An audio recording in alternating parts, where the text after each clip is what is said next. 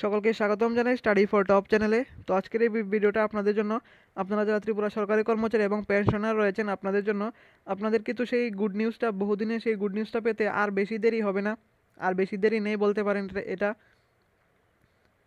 শীঘ্রই আপনারা আপনাদের যে বকেয়া ডিএস সেটা পেয়ে যাবেন, কেননা শীঘ্রই আসছে যে অক্টোবর মাস নিকটেই, 31শে অক্টোবরের মধ্যে যেই অবশ্যই এটা বাড়ানো হবে, কেননা যে 16th ফিনান্স কমিশনের মেয়াদ এটা শেষ হতে যাচ্ছে 5 বছরের, এবং সেখানে যদি 31 অক্টোবরের আগে যদি ডিআরএস অ্যালাউন্সটা না বাড়া হয়, তাহলে যে কমিটেড এক্সপেন্ডিচার যেটা রয়েছে সেখানে যে বর্ধিত পরিমাণ স্যালারিটা সেখানে আমাদের সরকার এই বর্ধিত পরিমাণ স্যালারিটা দেখাতে পারবে না, এবং অবশ্যই সরকার এটা যদি না দেখাতে পারে তাহলে অনেক বিপাকে পড়বে।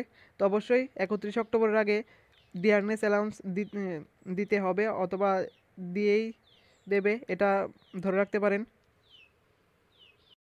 তো সেই সম্পর্কিত একটা লেটেস্ট আর্টিকেল উঠে এসেছে একটা লিডিং নিউজ পেপারে।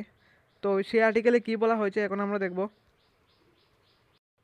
এখানে বলা হয়েছে বকেয়া 22% অষ্টম বেতন কমিশন নিয়ে চর্চা, শিক্ষক কর্মচারীদের হিসাব নিকাশ শুরু হয়েছে।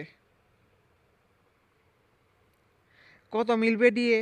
কারণ বিধানসভার অধিবেশনে ঘোষণা করা হয় ডিএ, আবার সরকার প্রধান সেদিন বলেই দিলেন ডিএ ব্যবধান কমানোর উদ্যোগ চলছে। যে ডিফারেন্সটা রয়েছে সেন্ট্রাল গভর্নমেন্ট আর স্টেট গভর্নমেন্টের মধ্যে ডিআরএস অ্যালাউন্স নিয়ে, সেটা ব্যবধান কমানোর, যথাসম্ভব কমানোর চেষ্টা করছেন আমাদের রাজ্য সরকার।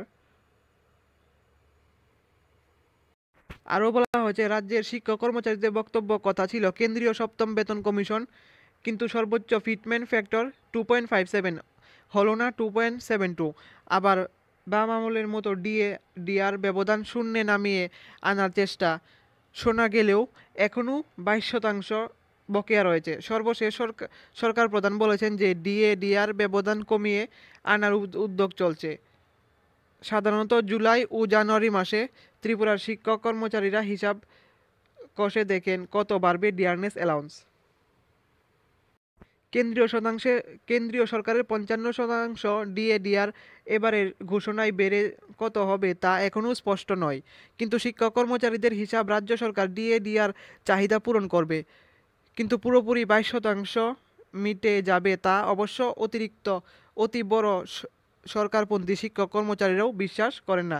যেটা আমরা এর আগের ভিডিওতে বলেছিলাম যে 22% একেবারেই দেওয়া হবে না, একসাথে এত পরিমাণ দিয়ে দেওয়া সম্ভব না, এটাই বলা হয়েছে।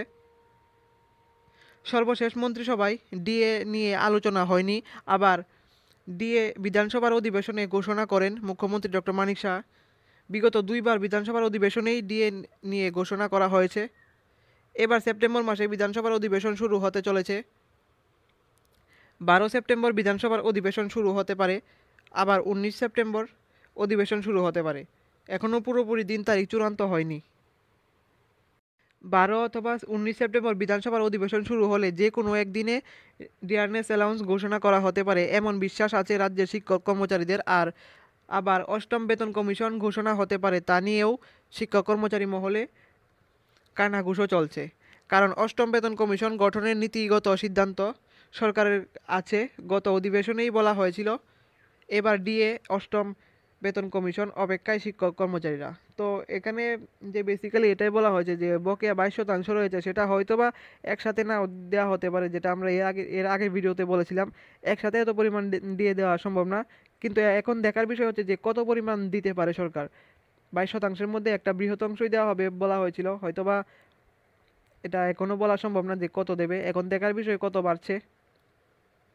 অবশ্যই এটা কনফার্ম যে অক্টোবরের আগেই কিছু পরিমাণ ডিআরএস অ্যালাউন্স বাড়তে চলেছে, এবং সেই এক্সাক্ট অ্যামাউন্টটা কত সেটা এখন দেখার বিষয়।